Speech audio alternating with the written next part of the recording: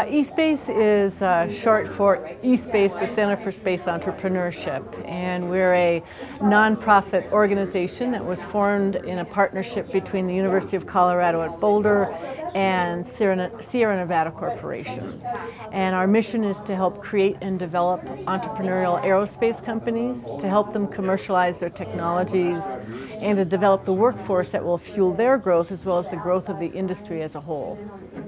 So that's who we are, and it was actually the brainchild of Mark Sarangelo, who runs the Space Systems Division of Sierra Nevada Corporation. He thought of this several years ago about, he's a space entrepreneur, and he was thinking, wouldn't it have been nice to have an organization that would have been able to help us get over the bumps that we were trying to solve by the seat of our pants. And so it was his brainchild, and he and Scott Tibbetts, who was the founder of Starsys Research, another startup aerospace company that was very successful, came up with a vision for it, and they hired me to help implement that. So that's how we came about. And how long has the organization been in existence?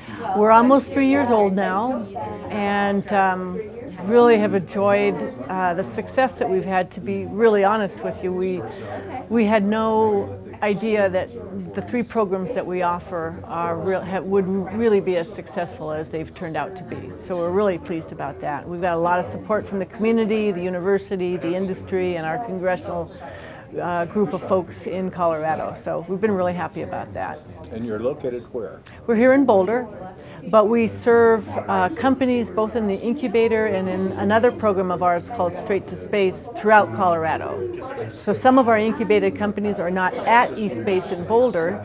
Some of them already have facilities of their own in Golden, Colorado Springs, Fort Collins, etc. So we serve all of Colorado at the moment. But we have a vision that in the next number of years that we will develop nodes of eSpace in the other various areas across the country that have a high concentration of aerospace companies such as Florida, California, etc.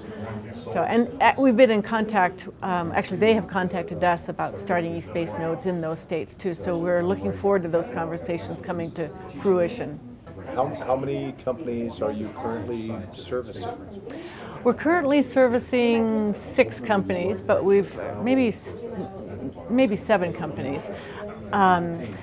We have serviced 12 companies. 2 have graduated and are ongoing concerns. 2 are dormant at the moment, and there are about 8 companies that we're serving at the moment. 7 of them are very active. We just went through round 3 of recruiting incubated companies, and we're really pleased with the kind of companies that we're starting to get traction with.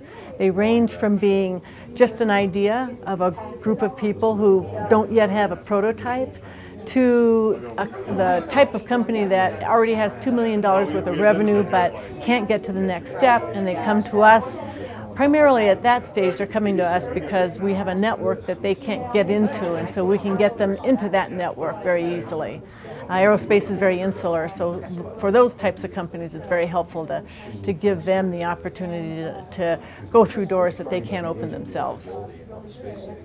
And what kind of success have the companies had? Well, of course, with most incubators, there's varied success. Of the 12 that we've incubated, I mentioned that we have 2 that have graduated. Of the remaining 8 that or 7 that we're very active with, I would say that we've had a great deal of success. We've created about $1.5 million worth of funding for those companies through the Small Business Innovation Research grants that are provided through the federal agencies such as NASA or the Air Force Research Lab. But we've also provided them the opportunity to get industry contracts from some primes and some medium-sized aerospace companies. And actually, for every $1 that we've spent in direct costs on the incubator and the companies in the incubator, we've created $2.66 for those companies individually. So that's a pretty good return on investment, 166%. So we're pretty pleased. And I understand that you also support undergraduate and graduate projects.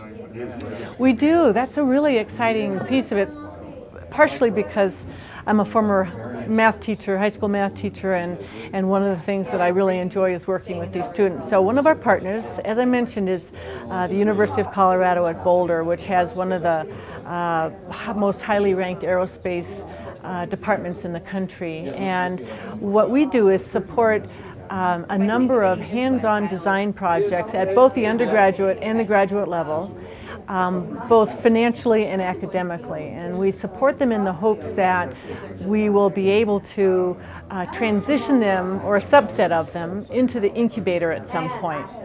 And much to our surprise, of the 8 companies that of the 8 projects we've supported, we have been able to create some sort of commercialization event for 5 of those projects. 2 of them have transitioned into the incubator, and we're helping them become commercial companies now. 1 went on to win an $840,000 NSF grant.